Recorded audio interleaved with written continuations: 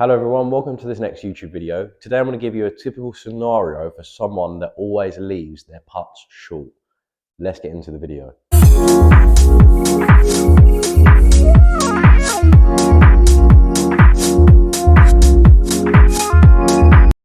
So if you're someone that is always leaving your putts short, then listen into this video as I feel that it could relate to your technique. When I'm looking at a common denominator of players that always leave their putts short, the thing that always crops in is in terms of the backstroke. Okay, the backstroke seems to be the main issue for the reason why people leave their putts short. And when we're talking about the backstroke needs to be the sort of main catalyst for the stroke, and that needs to be where you build up all of your power for your desired putt. And after seeing a lot of players leave their putts short, in my opinion, the reason for this is because their backstroke is too short. This then means they aren't building up nowhere near enough power than what they need for the desired putt. And then what that's causing, where they're not building up enough power in their backstroke, they're leaving themselves too much work to do at the top of the backstroke. Okay? And this causes certain tendencies which I see in people that have short backstrokes. So as you can see here, I've got two tees laid down. I've got a tee laid down at 15 centimeters and a tee laid down at 25 centimeters, okay? This is the sort of typical scenario that I look at in a lesson because we're always working on, or we start with 10-foot putts, okay? And when we're looking at 10-foot putts, the people that always leave their putts short, their backstroke tends to be around about 15 centimeters, which is this mark here, okay? When I then tell them that, no, your backstroke's got to be closer to this tee, they feel that that's very long. Obviously, for them, that would feel very long because they're so used to only swinging it to here for a 10-foot putt. So what I see is when they set up to their ball, the top of their backstroke gets to that tee. And then what sort of happens here is in this position here, in such a short space, they haven't built up nowhere near enough power than what they need for the desired putt. So then from here, they're leaving themselves way too much work to do. So either they're just going to swing through normally and it's going to obviously finish short, or there's going to be certain tendencies which I see in people that always leave their putt short in the forward stroke. And what I see here is added levers. Okay, so where the player is not building up nowhere near enough power in their backstroke, they're trying to then force and steer the putt to the hole.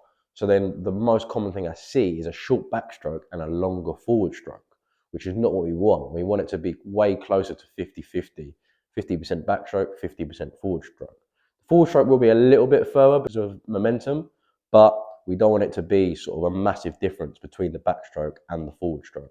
Because what seems to happen when their backstroke is very short for the desired putt is it gets very long into and through the forward stroke. Okay, and you can just see there, when I get very long in the forward stroke, I'm then adding certain levers. So not only do players have a backstroke that's too short, they're also adding extra levers in their forward stroke, which is also incorrect. So let me talk you through it. Obviously, the first thing that I see is incorrect is a short backstroke. We've covered that. This then obviously leaves the player too much work to do. So then what happens is their forward stroke is way longer than their backstroke. This is because they're trying to compensate for the short backstroke, get the ball actually to the hole. What this then does is then this causes lead arm separation and lead wrist extension. Okay, and these are two added levers for just purely extra power, and it's just a reaction to the short backstroke. So what we'd much rather see is a longer backstroke. So if we're here, we're getting our backstroke for a 10-foot putt, much longer. In this example, another 10 centimeters longer, and then a forward stroke that's 50-50.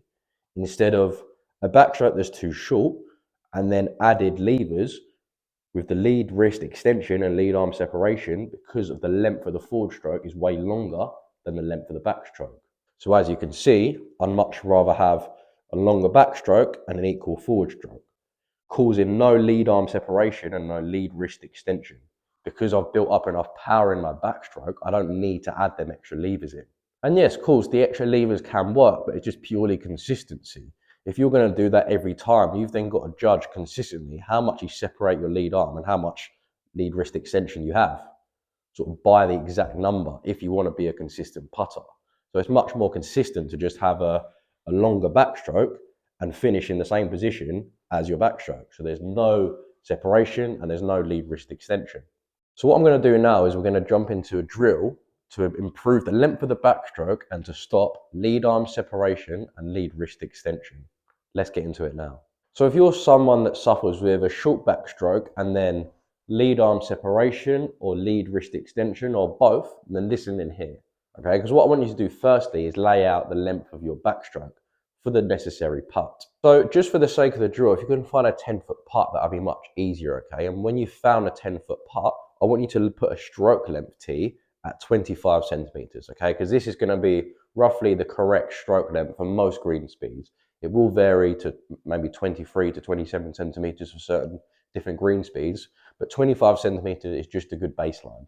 From there, I want you to purely just get used to swinging your putter that long for the desired putt, okay? Because if you're someone that always leaves it short, it tends to mean that your backstroke's too short, as we covered. So that's going to feel quite long to you. Once we're happy with that, we then got to counteract the lead wrist extension and lead arm separation. And a good drill for that, all you need is one ball, okay? And what I want you to do is set up to your putt, have the ball in your left hand, or lead hand if you're a left-hand player. And from there, I want you to place the ball inside your trail wrist, okay? When it's inside your trail wrist, take grip of the putter, and what I want you to do is set the pressure on that ball, okay? So I don't want there to be a lot of pressure. I don't want you to be squeezing the ball, but I want there to be a nice amount of pressure on the ball, just so it holds in there. Once you've done that, I want you to then keep the pressure on the ball the exact same throughout the whole putt, okay? So if I have too much lead wrist extension, you can see I'm going to add pressure, okay? So if I have a short backstroke and then try and add that lever, I'm then going to put too much pressure on the ball. And we want to try to focus on keeping an equal amount of pressure on the ball. What that should do is take away any extra lead wrist extension, okay? Because we're not going to be putting pressure on the ball, okay? And we will really want to be avoiding that. Once you've drilled that in, I want you to take the ball out. And if you're someone that still has a bit of lead arm separation, I want you to try this drill. And we've covered this in a previous YouTube video, but all you need is a stick. And I want you to place the stick under your arm, set up to the ball, and just feel like, along with the lead wrist not extending, I still want you to feel that that stays locked in while the stick is staying locked in as well. Okay, so you can see there, from a change from a short backstroke to lead wrist extension and lead arm separation, we've then now got a longer backstroke, no lead wrist extension, and no lead arm separation. And you can combine all of these drills as well. If you're someone that only does one of the three things, then just try one of the drills. If you're someone that does all of them, you can have the tee laid down, the ball in the wrist, and the tour stick under your arm all at the same time. So then what we've achieved here is we've now got a longer backstroke, so our ball's going to now be getting to the hole. And then what we now got to do is take away the added levers. And that's what the ball in the wrist is going to do and the stick under the arm is going to do. It's going to take away the added levers of power, which we now don't need.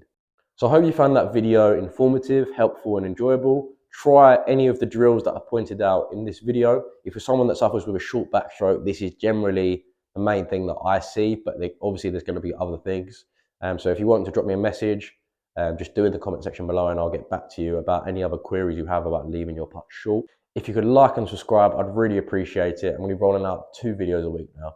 Okay, so really thank you for the support and I'll speak to you guys soon.